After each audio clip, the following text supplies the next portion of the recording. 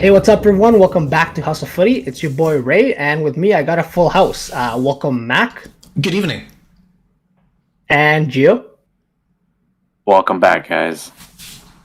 Welcome back, indeed. The Prem is in the home stretch, and we have some great games that went down this weekend, and some pretty interesting managerial changes as well. Before we get into it, though, don't forget to follow us on our social media, both on Twitter and Instagram.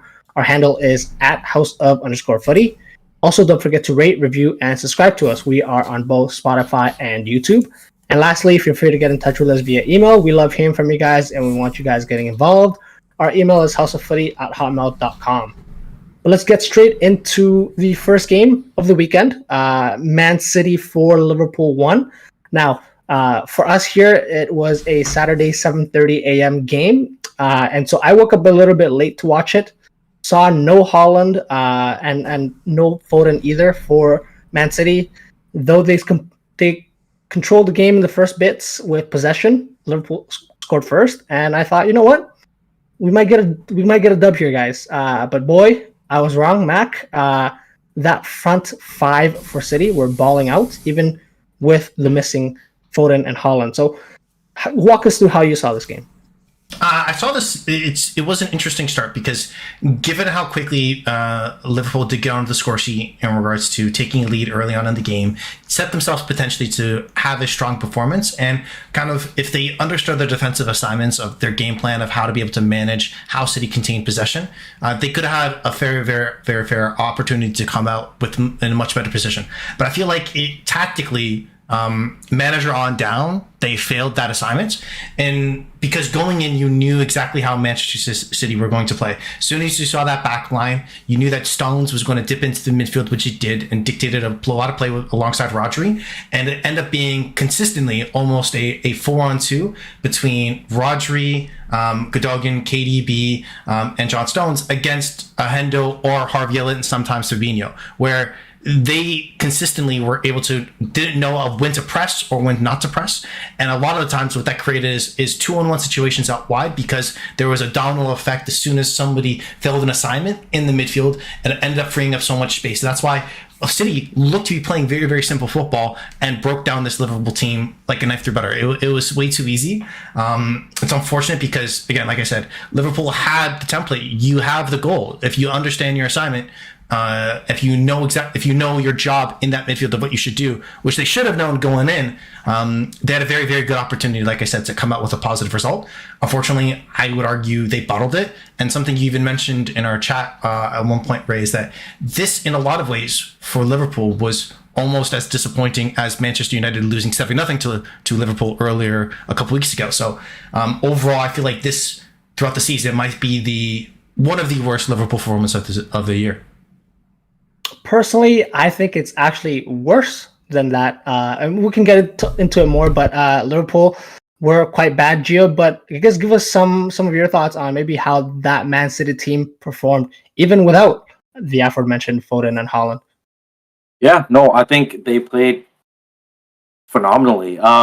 Look, I think the problems have always been, the lack of midfield, but the way City possessed the ball, the way City moved the ball, it brought all the defenders out of position. I thought Robertson at times was a little too aggressive and trying to push that line, try to be a little too aggressive, causing, I think it was the first goal where he was out of position. VVD had to shift over a little, and at that point, everyone had to shift over a little, which created that space for that through ball. And then it was obviously squared to Julian Alvarez, and the rest is history. So from there, after they got their first goal, there was really no stopping City. And I thought, in general, from watching the game or watching most of the game, I thought, the back line had to compensate for a lot of things, such as the midfield, and it created, everybody to shift out of place, and they were backpedaling a lot, had to chase the ball a lot.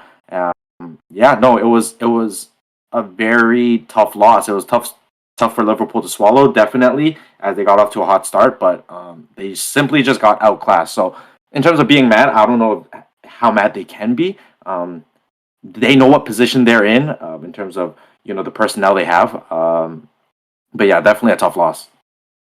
Yeah, as we mentioned in the preview, this would have been essentially a must-win for Liverpool, as Liverpool are still chasing top four, but now seems a lot harder with this loss in the back. And like we mentioned, it was a must-win, but even after the first goal, I guess right after the first goal, it seemed pretty much like it was all Man City's to win.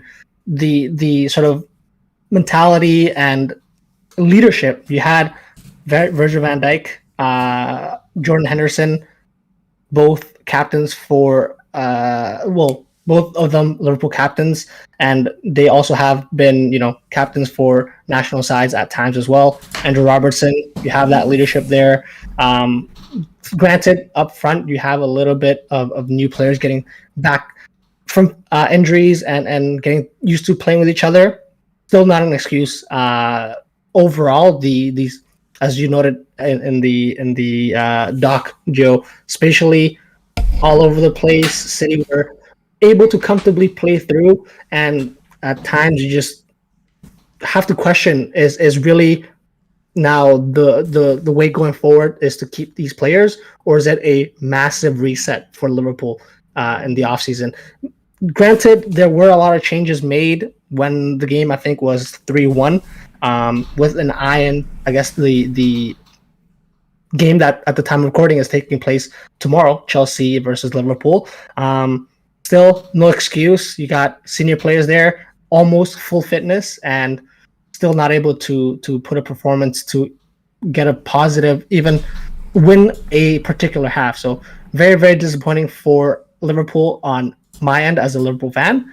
But Mac, Jack Grealish, £100 million a couple years ago, but now really looking the part. How impressed were you with him, and maybe other players that I think you also mentioned, John Stones for that City team? Absolutely. To start off, everyone knows my man crush for John Stones and the ability to play as a ball playing center back. Just the flexibility that he has is phenomenal, and to be able to step into midfield and it was natural was phenomenal to see, because you had questions going in terms of what would. The only question really for City, in my opinion, because we assumed Haaland was going to be missing due to injuries, the back line, how would it look like? Would you get like a Walker come in? If they play the four center backs, are they going to still play as flat? Is someone going to step into midfield? And from minute one, when Stone stepped in, he looked very, very comfortable in terms of rotating the possession and building up play. And it was great to see that. In terms of what you said in regards to Jack Grealish, I completely agree.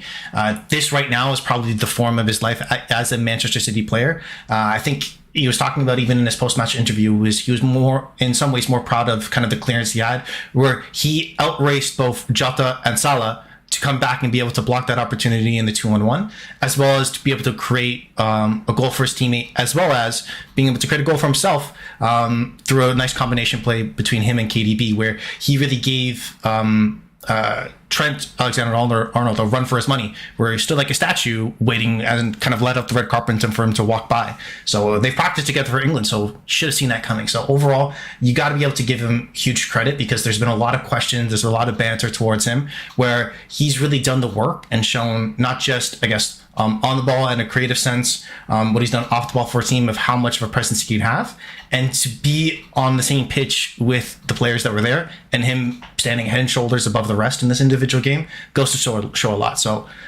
it's good to see that. And I think my favorite moment was actually even after the game, where I think Haaland and the bromance between Haaland and Grealish was very much alive on Twitter. So you love to see that.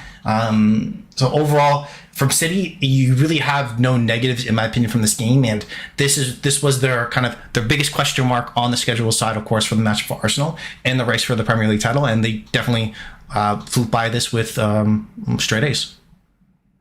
Exactly. It's gonna come down, obviously, to very tight race at the end. Arsenal, as you mentioned, Mac, did win against Leeds 4-1. But keeping on that talk with City, Gio, this game, do we learn anything about the City team? Is this sort of that sort of run that we were expecting, them picking up points and playing tremendously well towards the end of the season to push Arsenal for the title? Yes and no. Simply because we've seen them have blips. We have to kind of see them put a couple of games together in the Prem for to be exact. We've seen them, have great games, and then the following weeks, just squeeze out a win, like a 1-0 win. So yeah, no, like I do hope to see the consistency come because I do want to see a tight battle at the end. But they really have to just hone in. But as far as I'm concerned, what worries me is their focus on the Champions League and their goal to win that and Pep's goal to win that for City. So yeah, no, it's going to be a lot of pressure on them. So they can't hope for Foden and Holland to come back any sooner. So they need the depth to play those competitions. But yeah, no, I think it's going to be a good run. I kind of see it coming, and yeah, hopefully they just bring it closer. But again, that would mean we'd have to see a mistake from Arsenal. But that's really hard to see as well. Yeah, like you said, there are obviously players to come back. Holland, league's top scorer, but they're not missing a lot if they have Julian Alvarez, who, man, what a performance from him as well, getting involved, I think, in build-up to play for goals and getting one himself. If, Holland is out for a long period of time, I don't think City will be missing too much having a quality player like that. But I guess quickly to wrap up this part and I guess title race talk, Mac, do you want to just mention some words about the Arsenal Leeds game? Quite an impressive performance by Arsenal. Gabriel Jesus coming back with 2 goals, and how does this play out for the title race to the end of the season? This going in was a must-win from the start, where it should have been clear in day where there was no opportunity for Leeds to be able to get into this game. But Arsenal have shown a trend recently of starting off slow. So for the first maybe 10 to 15 minutes, Leeds did play very, very well and could have easily gotten ahead. But Arsenal managed to be able to hold out. Once they got that first goal, you can kind of see it roll on from there. It was great to see Jesus come back in and start, because now it gives the flexibility where a player like Saka, who did not start the match due to illness, where you're not as heavily reliant on him. But for them, it really starts now, because they still have to go to away to Liverpool, away to Man City, away to Newcastle, and play home against West Ham and Brighton. So overall, and Chelsea, sorry, as well. So overall, their rundown for the rest of the Premier League season is filled with kind of potential hiccups where they can potentially slip up, but you want to be able to give them the credit in terms of their performance against Leeds, that it a lot of ways without their best player was a clear kind of result, but every game still to play for. City still have that game in hands and have the easier run, and so I think potentially it could come down to that April 26th matchup between Man City and Arsenal and that result there.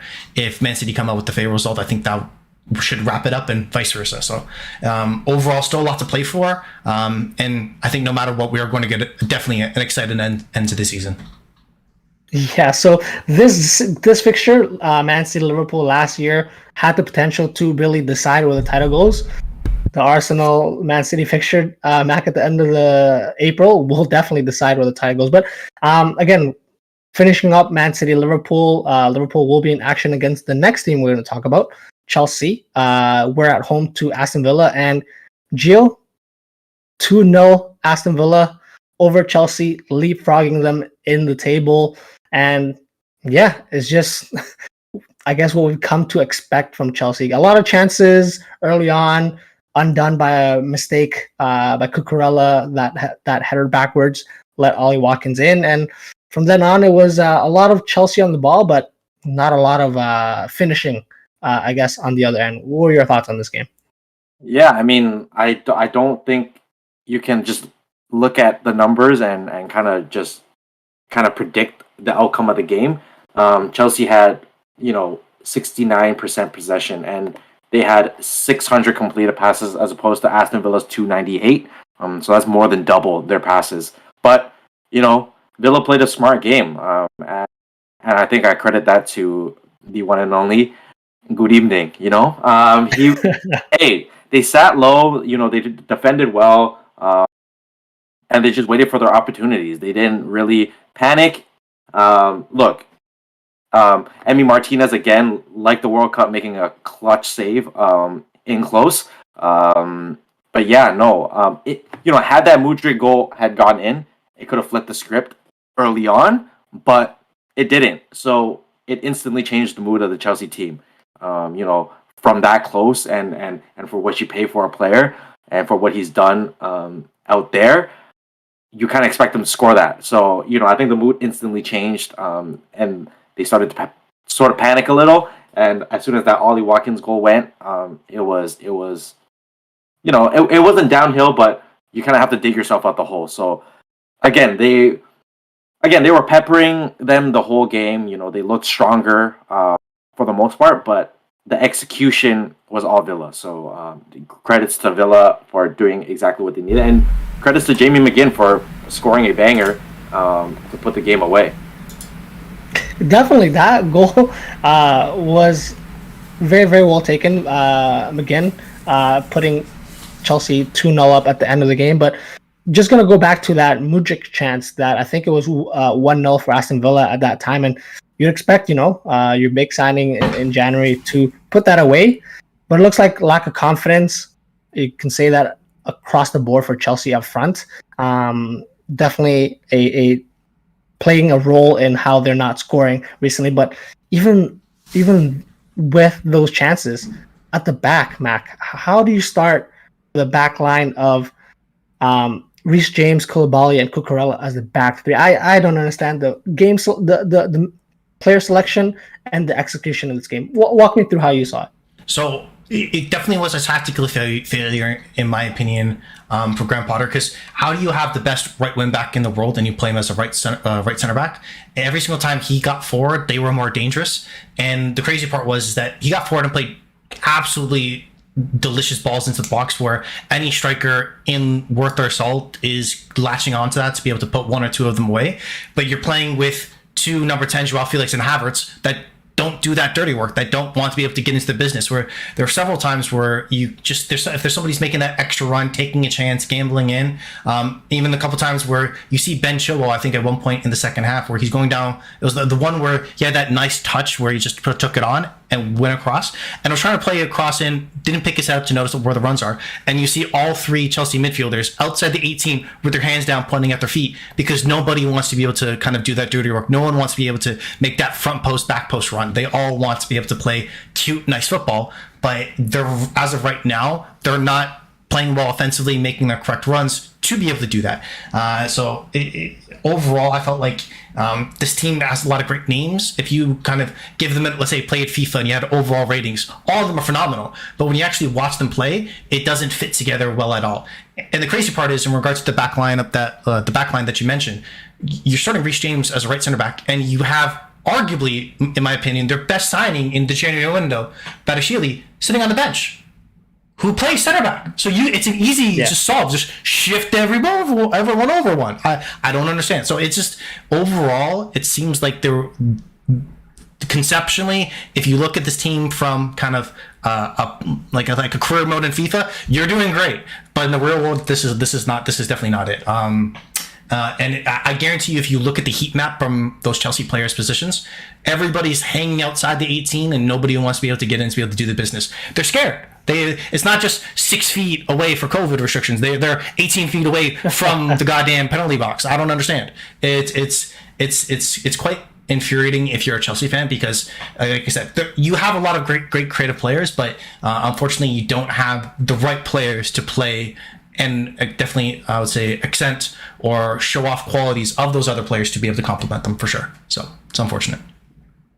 I mean, they potentially, we have to go back to this, potentially have a player that could be coming back to maybe fit that front line in Romelu Lukaku Gio, but he might not be playing with Chelsea if they don't make it to Europe in next season, which they are very, very much in danger of missing out of. Currently 11th place, facing Liverpool in their next game. I don't know what really to expect from that game, given the result that Liverpool we just talked about. But yeah, again, as well, need a new manager at this point. With, we'll cover a little bit more about what happened on Sunday with Graham Potter being announced he left the club. So, Gio, how does Chelsea approach the rest of the season with this gap in sort of players that fit the system and a manager as well? I hate to be a pessimist, but I don't think they're making European football unless they win the Champions League. Again, who's really placing that bet? I just, like obviously there's a plethora of coaches or managers out there, I should say, that have great resumes that could possibly change the Chelsea side around. Again, Chelsea have immense talents, individual talent on this team. It's who can put the right pieces together to form a squad week in, week out that can compete at a higher level than they are already. So, who stays, who goes. At least they have, Joao Felix, who's a loanee. But who knows? Maybe they sign him too. The way Todd Bowley's moving, he wants to sign everyone. If it ain't 100 mil, he ain't spending it. So, look, a lot of work for whoever's coming in. But again, we'll get to that a little later. But Chelsea is just a hot pile of fire right now, and each loss or each draw is just adding more oil to the fire. And yeah, if I'm a Chelsea fan, don't expect European football. That's all I can say to you guys. Ooh, I guess just to round up this part, Mac, N'Golo Conte did come back. Could he be the key to make this team successful, or do you think it's beyond repair for the season? How do you see Chelsea approaching the remaining of the season? No, he's not. I'm sorry. Conte's a great player, phenomenal player, but he's not what ails them. They have their problem was, and it's ironic because this is very much a similar situation that Graham Potter had when he was managing at Brighton. They're a dominant team in possession. If you look at their XG, they're playing well, they're creating opportunities, but it's more of like if they make 20 chances that are worth like 10% odds of scoring, and just based off those numbers, you're eventually going to kind of rolled up with it, be in a position where it doesn't work out for you, right? So their issue really is at the front, because they can and have the players that can do well defensively. They just can never win a game by scoring, and it's tough to go into every single game and win 1-0 in that way. I understand Conte, like I said, is a great player, but that's not what they're missing. I do want to speak to Aston Villa because since Unai Emery did take over, they have the third most wins in the Premier League in that time period, only behind Arsenal and Man City. So they're playing phenomenally well. Everyone on their team understands their role. You see Ollie Watkins, he knows that he's going to play week in, week out. He's going to be playing as the striker. You have players around him like Jacob Ramsey, John McGinn, quality players that kind of understand the position within the team. And this is the first time Aston Villa won at Stamford Bridge in the Premier League in over a decade as well. So this is definitely a landmark achievement, in my opinion, for them. Even though you can give a lot of discredit to Chelsea, but Villa definitely were worthy of all 3 points for sure, and are a threat for any team going in for the rest of the season. For absolutely. Yeah, their sort of run towards the end of the season is quite favorable as well. So big ups, Unai Emery, great job, and let's keep it going. So let's take a quick break here, guys, and then we'll be back with some more Premier League football to talk about. So stay with us. Welcome back to Also Footy, guys. We're going to continue our Premier League coverage with Newcastle 2, Manchester United 0, a rematch of the EFL Cup final that took place roughly a month ago. And the result was flipped. This time, Newcastle being the winners. A game that was won and lost in midfield. Jill, you noted here, but really it looked like Newcastle throughout the pitch were pretty much ahead for most of the game. How did you see this game? Very poor performance from Man United. Great performance from Newcastle. I thought they, in every part of the pitch, they outworked United. And everybody looked like they wanted to put in a team effort. Unlike United, we talk about this throughout the year about how Bruno has, and I'm talking about Bruno Fernandes, because Bruno Guimaraes had a fantastic game. But we talk about how Bruno, some weeks he has fantastic games where it's like, wow, okay, this is why we put up with his shit, and this is why we've signed him to put in these types of performances. And then you have weeks like this week where he's invisible on the pitch, just crying and moaning, and it's shocking, really, to see him put in this type of performance, and for a game which they know that if they lose, but by any means that they dropped to fourth. Based on GD, they dropped to fourth, and again with the Spurs win now that we know, a Spurs draw now that we know, Man U dropped to fifth off GD. So again, this was an important game. The more you look at it, so for the team to really put in a performance like that was just kind of almost embarrassing. The wingers didn't look like they have a good game. Weghorst himself, from 7 touches to 0 touches in the second half. It was like, what was going on? It was just like they turned up just to turn up, but they didn't really want to play football. So can't really say much more about the game. All credit to Newcastle, where they put in a fantastic performance. Especially, I want to give credit to the other Bruno Guimaraes, who again had a great game, was very strong throughout the game, and can't say much more about that.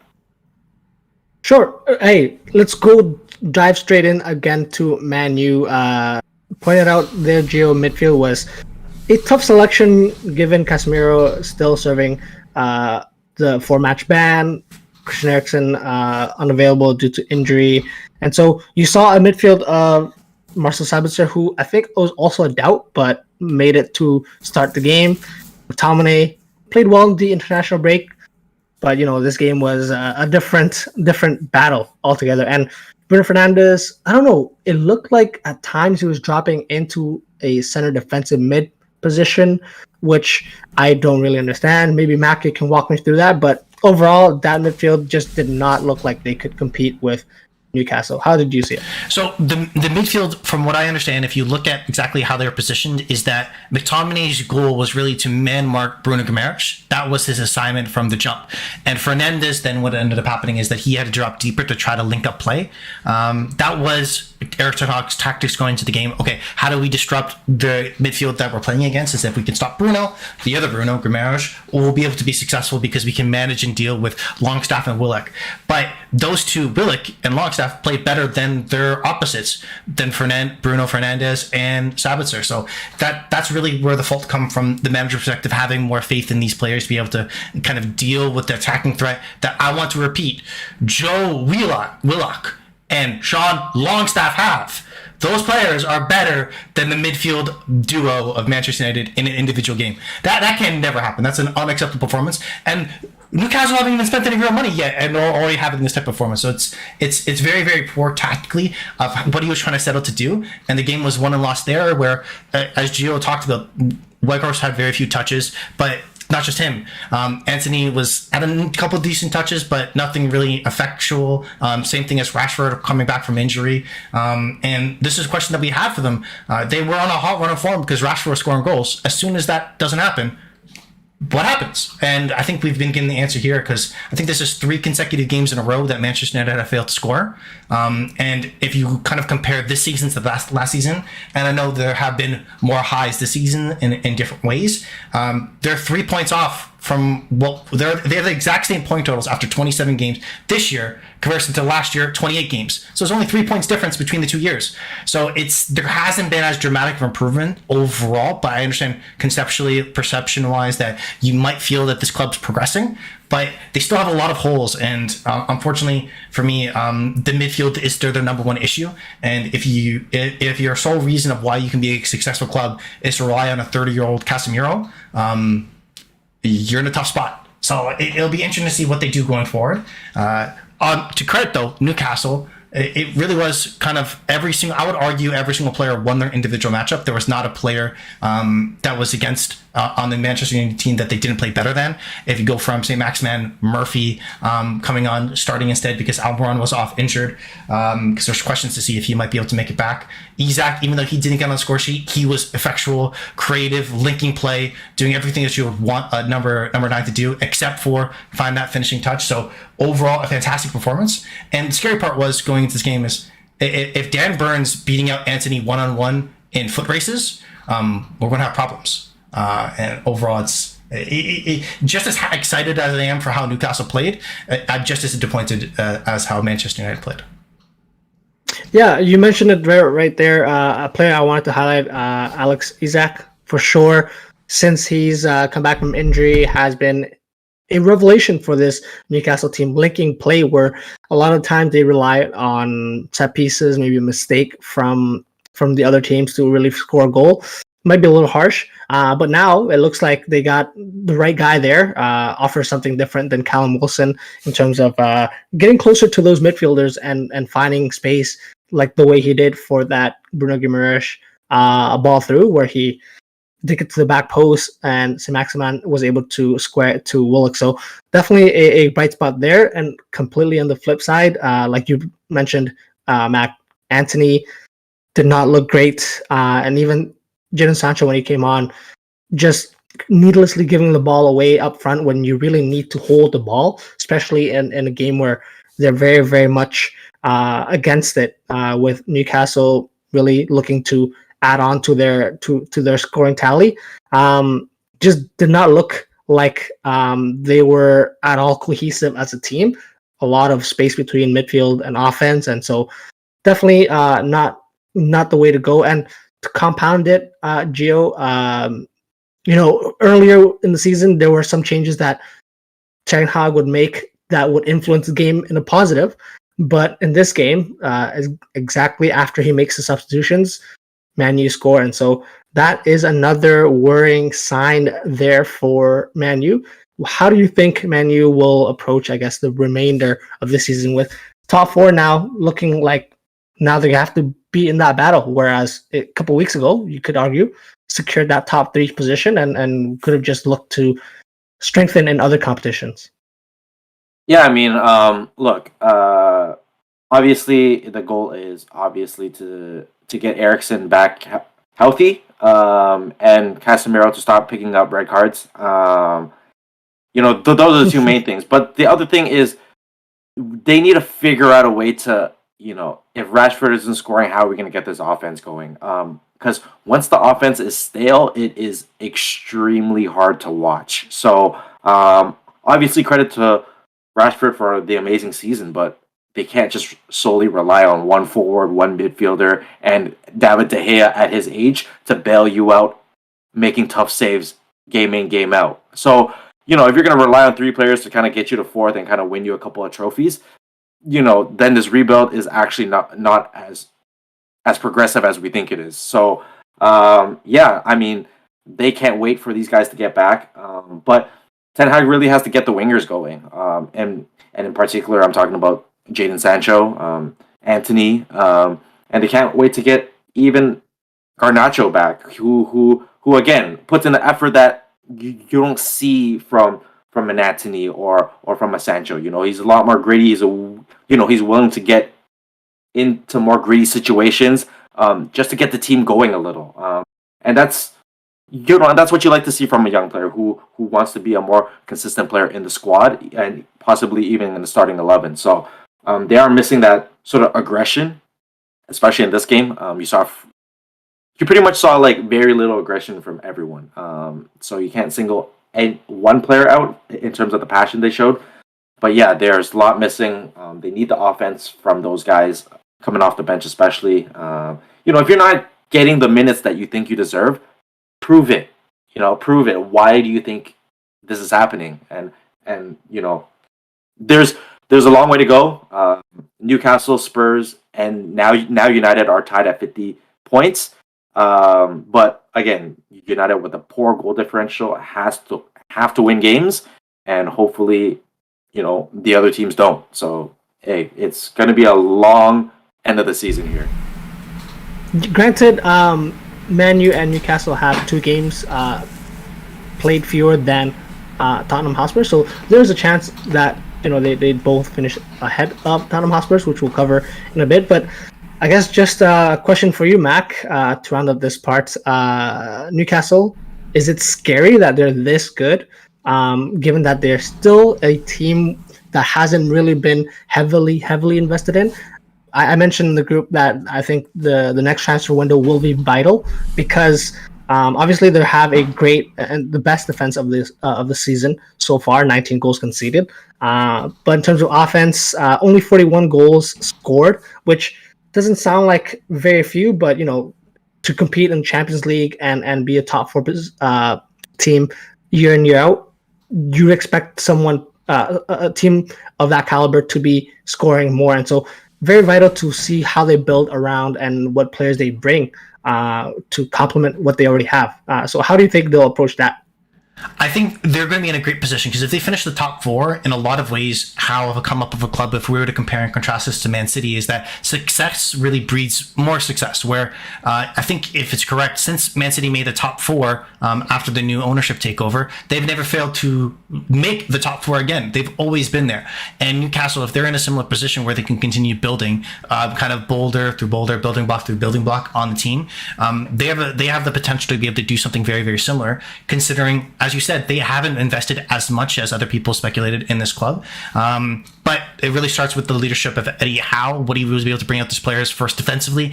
And attacking wise, I think everybody understands their role and how, even though there might be some weeks where Almiron's playing well or Maximan's playing well, or whoever it may be, they know what they need to do to be successful game in, game out. So I think that you may say that it might be vital, but what they don't need is kind of a comparison to what Chelsea's done these last two transfer windows. They just have to make a few smart signings and just build it piece by piece. For Man City, as a comparison, Davison, Company, Aguero, all of them didn't walk through the door on the same day on Tuesday. They came over time. So there'll need to be something very, very similar to that, where just as Company came in, Bruno Guimaraes was the first piece of the puzzle, and hopefully they can continue to kind of build from there and have a sustainable foundation where they're a club that kind of just continues to breed more success. So they're in a great position. I think they should be disappointed if they don't finish in the top four, as well as Manchester United, to be frank, because it's going to come down to the point of not maybe who wants it more, but who doesn't fuck up the most in some ways, right? Where between these three teams, and if you want to give Liverpool a shout, maybe the fourth team, where they're all really doesn't seem like they want to finish third. Everyone wants to finish fifth in different weeks. But so I think they should look at themselves as, in my opinion, the favorite to, out of all four, everybody there, to finish third at the very least. So overall, it's a very exciting season. And if you ever watch Match of the Day, Alan Shearer does not stop smiling, and it's you want to feel happy for him, but at the same time you don't, because he's too happy. I don't like it. It's not the English way, So it's a very unique feeling watching that. Yeah, I mean, Newcastle are winning at home now, so great credits to them. That's exactly what they need to move forward. But I guess let's talk about one of those top four contenders we just mentioned, Spurs. They played day of recording Monday afternoon for us. They tied 1-1 at Everton, Mac, and you watch a lot of this game, I believe. So walk us through how you saw this game. I thought this was a perfect Sean Dyche game. And what I mean by that is that he understands the kind of the capabilities of his players, where in the final third, they may make some incorrect decisions. They don't have the natural quality of a lot of the other teams in the Premier League, where your starting front three with Demarai Gray as your natural striker is not probably what you would want to do if you want to be a successful team in this league. But what he is able to do is just as much as, in some ways, I think that it's interesting, he can shithouse the game, where if we apply enough pressure, we're able to make sure that we're going to close down players, where Kane, no matter what, the only time he's going to have the ball is when he's facing his own net. Otherwise, we're bringing him down. They have a template of how to be successful, and they have a game plan of what they know they want to do to be able to be successful in those individual games. And even though the quality may not be there sometimes, they're still able to pull out a result. And I think it's over the 9 games that Sean Dyche has been in charge, they have kind of gotten 12 points from those games. In their previous 9, they only picked up 5 under Frank Lampard. So there is a large uptick in just a bare minimum expectation of like a bare level of kind of competence, where they're going to be successful in quite a few games just given that. And based off how odds are going to work out, they're going to kind of pick up points and come out of the relegation zone, which after this tie, they did. I do think on Spurs end, it was unfortunate because they really had this game in hand. It looked like a perfect Harry Kane smash job where, hey, we don't play that well, we get a pen, we come up with another win. But unfortunately, Roy Keane did his best Vincent Kompany impression from a couple of years ago. So overall, not looking great for Spurs. So even though, Gio, I know you're depressed about Man United, I bet you're happy about Spurs. That was a fantastic goal by Michael Keane. He definitely smacked that and gave Lloris no chance. But on that note, I love how you mentioned Kane really did a sort of standout Kane thing and really put Spurs up ahead and should have sealed the deal.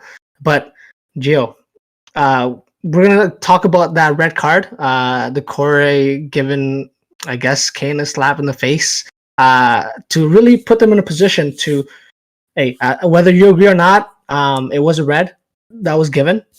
They should be picking up the points.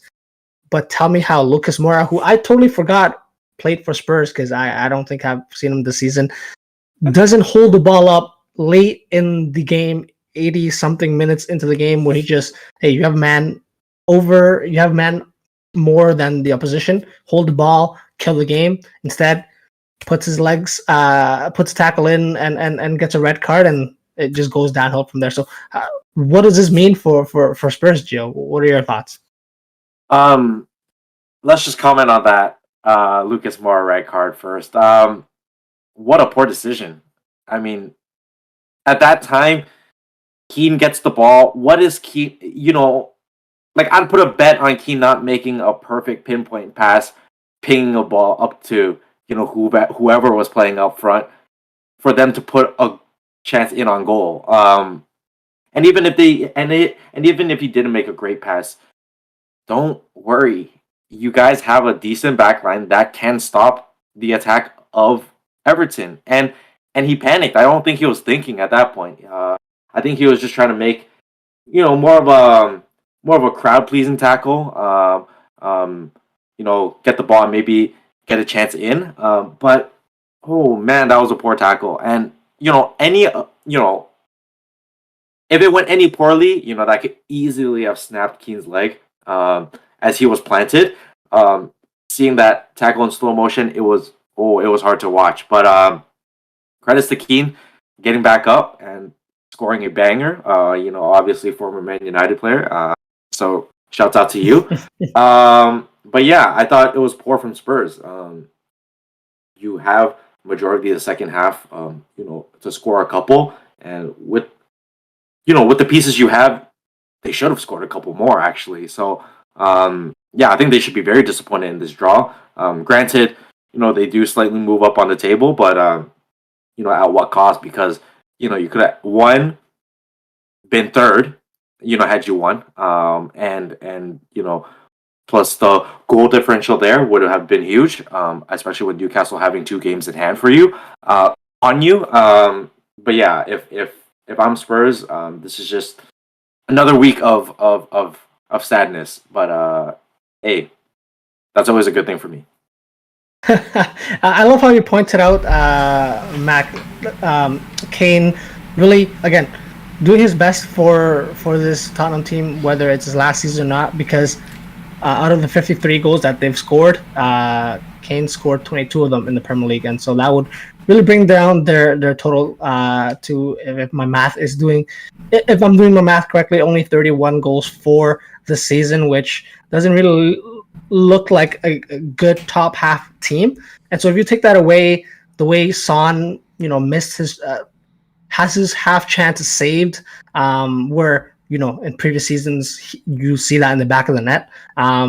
Is this just the way it's been going for Spurs? Kulusevski is a bright spot, but having to rely on Lucas Moura to come and ice the game out, not the best. Like, what are your thoughts on how Spurs will go? I think so.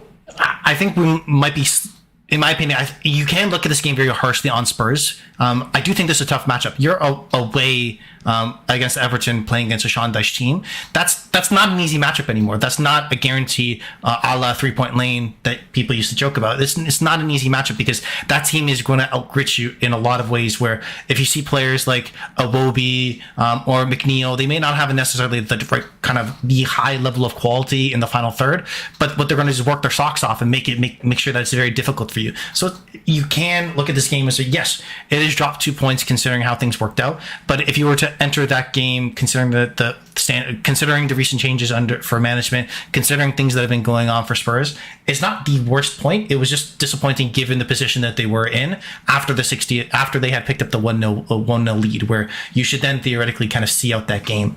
I think going forward, the top part with this game is that you didn't see the kind of the final third quality from them, where it was kind of all Swedish no finish, where there was a lot of opportunities for them to pick the right pass, put the ball into the box, but in just that last moment, the last phase of play, they made poor decision after poor decision. So it's tough there. On the bright side, though, defensively, other than kind of one or two Eric Dyer giveaways, which is bound to happen, they didn't play poorly. They played okay, and they're missing arguably their second best midfielder with Bentancur out and even Yusuf Sum out. So there are still some positives for me for Spurs, where I think the downside for them is that they're running out of games. I think that's going to be their hurdle, where they're not going to have the kind of the runway to recover, whereas teams like Newcastle or Manchester United do, given the 2 extra games to hands for both of their opponents. But they're still in with the shout, and I would argue, in terms of who has the best player out of those 3 teams, it's Kane. And that, in a lot of ways, can win you matchups. It's almost won them this game here. So they should still feel fairly confident that they have a shot going into this final stretch.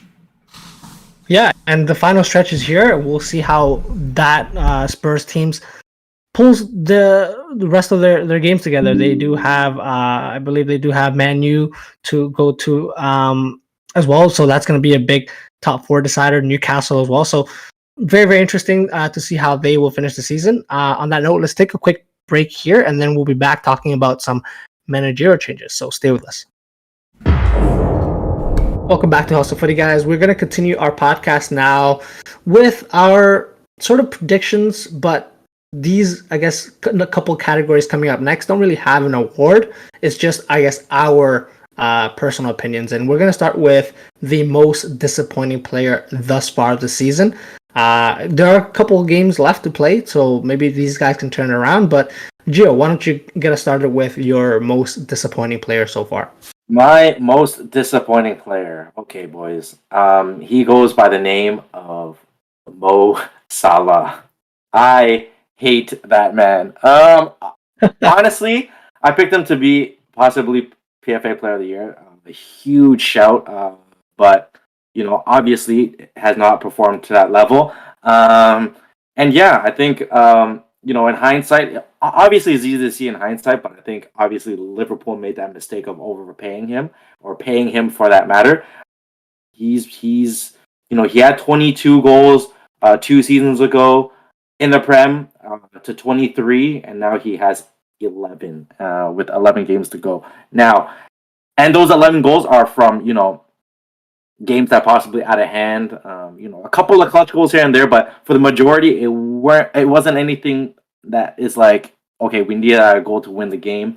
So he hasn't been, in terms of an impactful player, he hasn't been big on that either. And yeah, he is, and if I'm correct, and if these stats are correct, he is the third, and let me repeat that, the third most dispossessed player in the Premier League. So that's tough. That's tough. I mean, he's trying a lot. He's trying hard, or he's not trying hard at all. But it's not real hard for these defenders to take the ball off of him, is all I'm saying. I mean, yeah, he was balling. I mean, all of Liverpool was balling against Man United, but he's just not cutting it this year. And I think now Liverpool have to face the consequences of overpaying this guy and really hoping that he does turn it around, or they're going to have to sell him obviously cheaper than what they would have sold him for last year. Yeah, no, I love that shout in terms of disappointment based on sort of expectation. And I'm going to actually go with a teammate of his for my most disappointing player of the season, Darwin Núñez, who signed for Liverpool, £85 million in the summer. And so far this season, with 20 appearances, 8 goals and 3 assists. I mean, not the worst start to his career at Liverpool, but you'd expect a lot more for that transfer fee. Again, in terms of offsides, he's third in the league with 16. And that one red card that really showed us, I guess, how his season would have gone. So what we've seen so far, up and down, with glimpses here and there, but definitely, I think a disappointment for Liverpool fans in all. So that's my player. Mac, let's hear yours. See, I love this category. This is probably my favorite category to do research on. And the interesting part is that neither of you guys actually picked people that would be my players that would be my top two. At least for me, it was even though I would agree though both those Liverpool players have been disappointing. I think we've seen a little bit more from. I guess if I'll give it away, my second place player is actually unfortunately Anthony. You paid £100 million for a guy that scored 3 goals. So if my math equals out, that's £33.3 million per Premier League goal, which is not that great in his inaugural season in the Premier League. Obviously, tough transition. You could argue that hopefully going forward, he'll be a better player and have more of an impact in the Premier League for Man U. But actually, I'm going to read out something that might, I found a little bit interesting. So I want to ask, what do you think these players have in common? Danny Welbeck, Tyrone Mings, Thiago Silva, Ben White, Shea Adams, Douglas Luiz, and Reece Nelson. They all have more assists in the Premier League this season than Kai Havertz. He has 1 assist. Ooh. And arguably for me, in terms of his impact of what he should be for a team, I think he's been the most disappointed. He has 7 goals, 1 assist, 1 goal. One of the goals was from the penalty shot, so let's chalk that out. Let's say 6 goals, really. He was supposed to come into the Premier League and reinvent kind of that number 10 position in the Premier League, really show a lot of class. He has a great technical ability, but he has never really shown anything thus far in the Premier League in his career, in my opinion. And this season, we're supposed to go, because this is not just his first year in, where he's looking to be readjusted. He's a couple of years in. You're supposed to see that upward trajectory, but we've seen a regression from a player that looks like he has all the talent in the world. And thus far, he's been bang on average. I would argue, in terms of the big 6 Premier League teams, he's the worst number 10 out of all. I'll take Bruno this season over what he's provided. And the worst part is, it's all running through Havertz. Most of the time, he's not playing with a striker. He's the actual number 9, kind of showing as a false 9 in a lot of plays. So you think that he would be the beneficiary of those positions of naturally being in the attacking third more often than other players. But he's not. So for me, this year, he's been the most disappointing. Okay, that's a great shout. Something that I didn't really expect, but no, with those stats, you kind of have to agree with that. I know that this is a very hot category, and so to start it off with some notable mentions, let me pull up my list. My second most disappointing player this year, I'm sure you guys have him as well in your notable mentions, Tottenham Hotspur's Richarlison, commanding a 60. Gio, I know you're gonna get excited, but let me just read out his transfer fee of £60 million, and definitely not lived up to his sort of expected Premier League expectations. 0 goals in the Premier League this season. I know he has a couple assists and even won 2 penalties. But yeah, we've seen what his comments after the exit of Tottenham Hotspur out of the Champions League and how disappointing it was for him. But I'm sure the fans are a lot more disappointed than he is at this point with sort of the performances that he's pulled up for Spurs. So that's one of my notable mentions. I guess, Gio, let me give it back to you. Do you have anyone else, or do you want to just quickly add a comment to that Richarlison pick? It would be another Spurs player. It's Mr. Heung-min Son. He has been very notably, eye test or not, hasn't been on the pitch all that much either. Yeah, he's been very disappointing. Obviously, the second half of that tied Golden Boot winner last year, both having, I would consider, or what even they would consider, a very disappointing season themselves. So, I mean, he's coming on to the wrong side of 30 very soon. So I think if he wants to make a move and play for, continue to play for a club of a higher scale, I think his exit is quite necessary while he still has the legs and still has that sort of that allure to his name. I think he needs to get out soon. Okay, Matt, do you have anyone notable for this category as well? No, my second place was, like I said, Anthony, but both of you had the shout. My favorite stat of the year, maybe of my life, is Richarlison has more yellow cards for the goal, more yellow cards celebrating the goals that were disallowed than total goals of the season. I think that's my favorite stat, and I absolutely love it. And it makes me happy every time I see it. Fair. Okay, I'm going to give you guys one last one quickly before we wrap up this category. Gianluca Scamacca, major disappointment for West Ham fans. 35.5 million pounds in the summer, 16 appearances in the Premier League, 3 goals. It might be the curse of West Ham strikers, West Ham signing foreign strikers, but it definitely looks like it's a theme there, and he's definitely added to that. So hoping his season turns around. I think he did feature today, Mac, at the end of that England-Italy game. They're recording. They played their game today, but hopefully he can perform some more for that team. But I guess moving on to disappointing teams, I'll kick it off here, and I gotta have to go with the most disappointing team for me. Liverpool has been the most disappointing team this season, getting so close to Man City last season and pushing on all fronts to potentially win 4 trophies last year, to the drop-off that we've seen. It goes without saying, it's definitely been a major drop-off. Currently 6th with 42 points after 26 games. And last season finished 2nd, 92 points in total. And definitely a shadow of what they were last season. So for me, Liverpool has definitely been the most disappointing team this season. Gio, who do you have for most disappointing team? My favorite team in London, obviously, West Ham. It's tough, tough year. Honestly, they haven't lived up to their hype. Obviously, splashing the cash to make signings. Scamacca, Paqueta. You thought it would be, all go for them. They'd be in the, the top 10 talk quite easily. Jared Bowen hasn't been great either. And he was, in top. Obviously teams were seeing if they could get him, but I think they can get him for much more of a discount now. But yeah, just overall very disappointing. Maybe they need a change. I do appreciate them keeping David Moyes for as long as they have, but I think, maybe it's time for a new mix-up, especially if they lose a player like Declan Rice over the summer. I think it's time for change in a lot of aspects. Okay, yeah. Mac, what do you have for most disappointing team?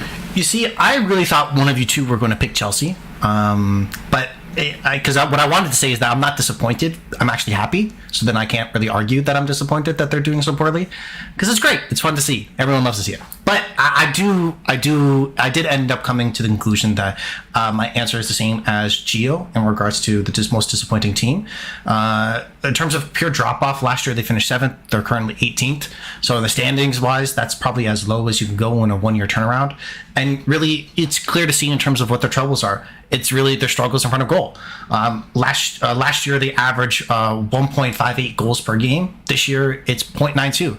So they're scoring less than a goal a game right now, and it's probably the major reason why they're having trouble. Because defensively they're not around the same, conceding about 1.31 to 1.34 goals over the course of the last 2 years on average. So they're struggling to score goals. They brought in a striker to help kind of reinforce that. They still struggle to score goals. They brought another one in January, and he really hasn't had much of an impact thus far. So it's clear to see what the trouble is. Obviously, hopefully they do end up turning it around, but it's been very disappointing.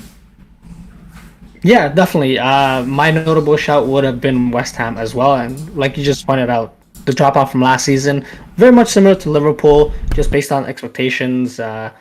In the relegation battle at this point in the season with 11 games to go, you would never thought about it last year when they actually qualified for the Conference League. So definitely are one of the most disappointing teams this season so far. But I guess to wrap up this category, this part of the podcast, and this interesting category that I guess we can discuss now is most improved player in the Premier League. And so, Mac, I'm gonna let you start off with that one. So this one, I really had to go with a Manchester United player because I feel like that's the only team that's performed well this year that I haven't shown enough love to. And I got to make sure the haters stay off my back just a little bit more. So my shout for this was Marcus Rashford. I think it's clear to see the impact he's individually had on Manchester United, because arguably if you look at their kind of overlaying numbers, they're not that great in goal difference. They're not that great in defense. They don't score a whole lot of more goals than other teams. So what's been their difference is in regards that they probably, I would argue, have been the most clinical. So in those key moments, taking away those 3 points, having that last second shout in terms of a goal, and the leading player to be able to do that for them has been Rashford. Last year, in 25 games, he scored 4 goals. In 25 games this year, he's on 14. So that's a great turnaround just year over year. And in terms of goals per 90, he's currently the best thus far in his career at 0.59.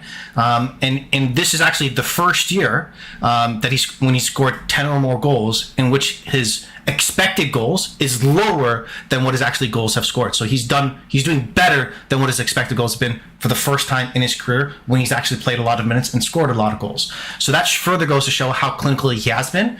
And in terms of the turnaround, because over the last couple of years, I'd say prior to this year, many Manchester United fans were arguing for him to be able to be shipped out and look at being replaced. And I think Ronaldo is one of the players that Rashford was one of the players that he really highlighted that needs to be better. And he really has been. So for this year, I feel like he's definitely been the most improved in my opinion. Okay, I love that shout. Gio, I'm sure you would agree. Would that be sort of your most improved player, or did you have anyone else in mind? Mac took the words from right out of my mouth. Right, like there are rumors of him, going to PSG, and like he wasn't denying rumors.